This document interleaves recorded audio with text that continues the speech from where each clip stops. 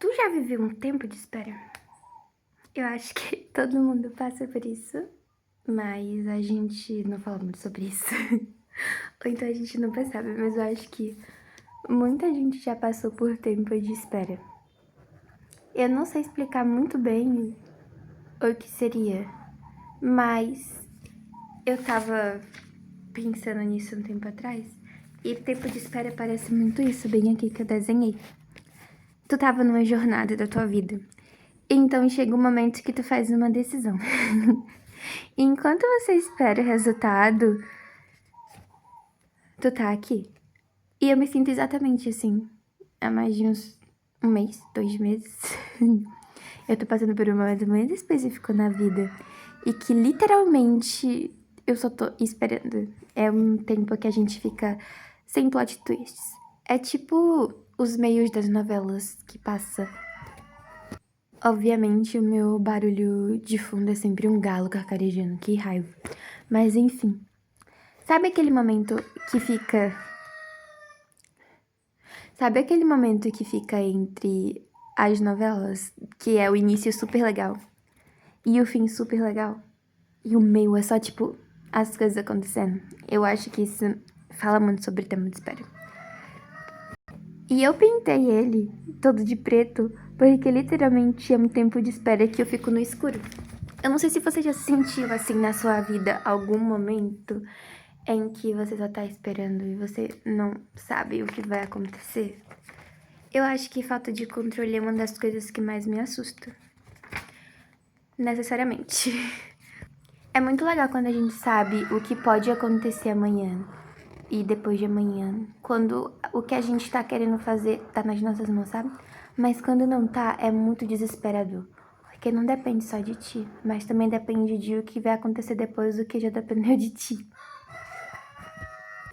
E aí, uma coisa que eu tava percebendo nesses tempos aqui é que grande parte das vezes a gente tá no tempo de espera e a gente não tem paciência. Eu não tenho paciência. A gente não tem paciência pra esperar as coisas que a gente quer que aconteça.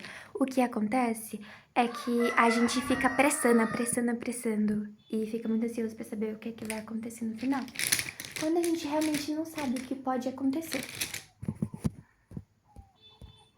Mas eu acho que grande parte das vezes o que acabou de acontecer, assim, eu pensando, é que muitas das vezes a gente não quer esperar nem porque a gente quer isso, que aconteça logo. Mas muitas das vezes é porque é o que a gente vê de fora e pensa que é o que a gente precisa querer. Muito de pressão social também. Eu vou tentar pegar um exemplo. Eu tô no momento da vida que eu tô esperando resultados. De questões acadêmicas, profissionais, enfim. E aí, muitas das vezes, eu fico medindo muito a minha jornada com a jornada de outras pessoas que já têm um emprego, que já tá numa posição acadêmica legal, sendo que é do tempo deles, né? E a gente não sabe muito como foi esse processo pra eles. Mas o tempo de espera me faz querer ter tudo que necessariamente era pra eu estar tendo na idade certa. Vou pegar um exemplo, por exemplo, de, sei lá, aprender a dirigir um carro, ou sobre como a gente chega em determinada idade e a gente já fica, meu Deus, eu preciso fazer isso, se eu não fizer, eu não vou estar sendo vista bem por outras pessoas da minha idade, porque eu não sei fazer isso ainda. E aí seria uma grande vergonha, e aí eu quero isso.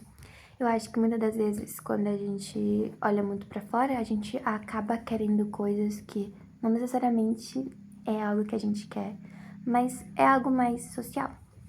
Não tô dizendo que você não pode aprender a andar de automóvel porque, enfim, todo mundo anda, mas eu tava tentando provar um ponto com esse exemplo. E eu acho que outra coisa que o tempo de espera faz muito a gente aprender é sobre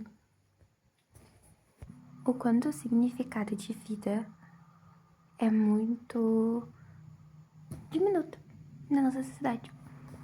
Se eu perguntar do que uma vida boa é, você provavelmente vai me falar que é sobre ter um emprego, ter um trabalho estável, construir uma família e ganhar muito dinheiro.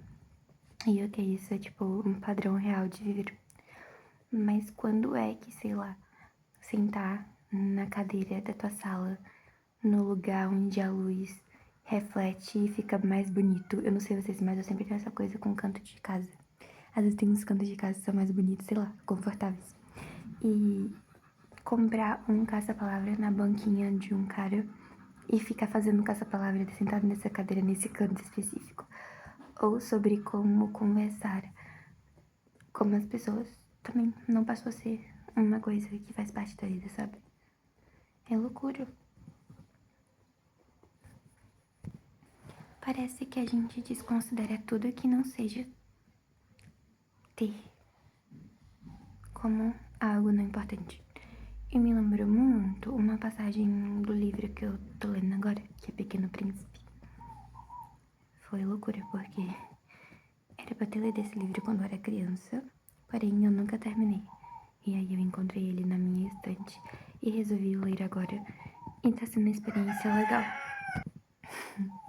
Ele basicamente questiona o carinha do avião sobre por que não seria importante falar da rosa dele. E aí ele pega e fala, nossa, esse pessoal grande é muito estranho, porque eles querem falar sobre política, dinheiro e tudo mais, mas não querem falar sobre a rosa, sobre como a gente coloca as nossas importâncias para certas coisas, mas não para outras coisas que também são importantes. E particularmente, o meu tempo de espera tá sendo, de certa forma, muito agoniante, porque também entra o fato de que eu tô muito acostumada a fazer e ganhar. No sentido de que questões acadêmicas e, tipo, sempre tá tendo alguma coisa pra fazer. No caso, alguma prova, algum prêmio, alguma nomeação, alguma competição, algum hackathon, alguma coisa que dá certificado, que dá prêmio, que dá, sei lá, reconhecimento e que, enfim, a gente tá sempre procurando uma forma de ganhar. E aí parece que a gente só vale quando a gente faz isso.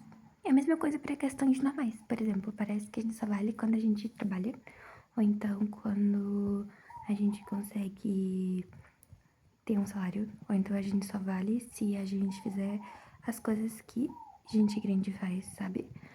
A gente lida muito com reconhecer a identidade de uma pessoa com base no que ela tem e, enfim, no que ela faz de legal, de acordo com a sociedade.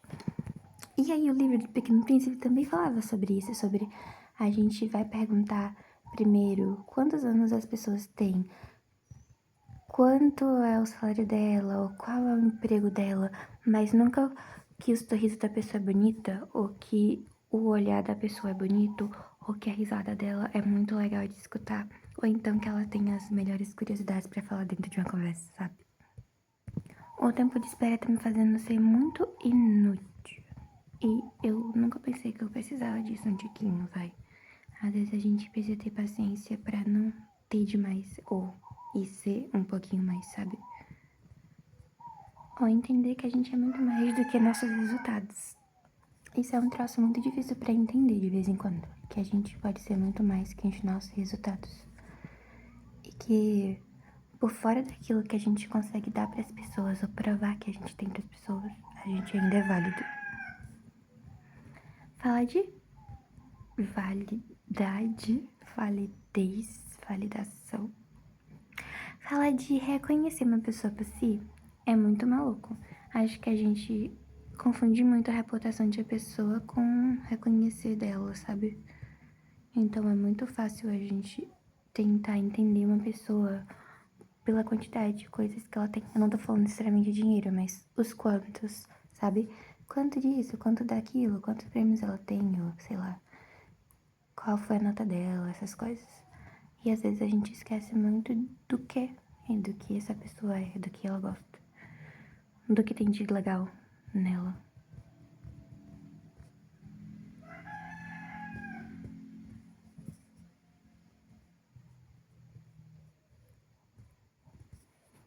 E eu acho que quando você passa por um tempo de espera, é o que acontece mesmo. Você para pra pensar no quanto você vale. E inconfortavelmente aprender o que isso significa, além do que você pode fazer. no sentido de que pode fazer assim, o que eu posso dar em troca pra uma pessoa, o que eu consigo fazer, sei lá, conquistas, trabalho, status, essas coisas. Eu não tô dizendo que necessariamente o tempo de espera você vai ficar parado e esperando assim, sem fazer nada nesse dia. Mas é muito essa sensação interna que dá, eu acho que é um troço interno que você sente.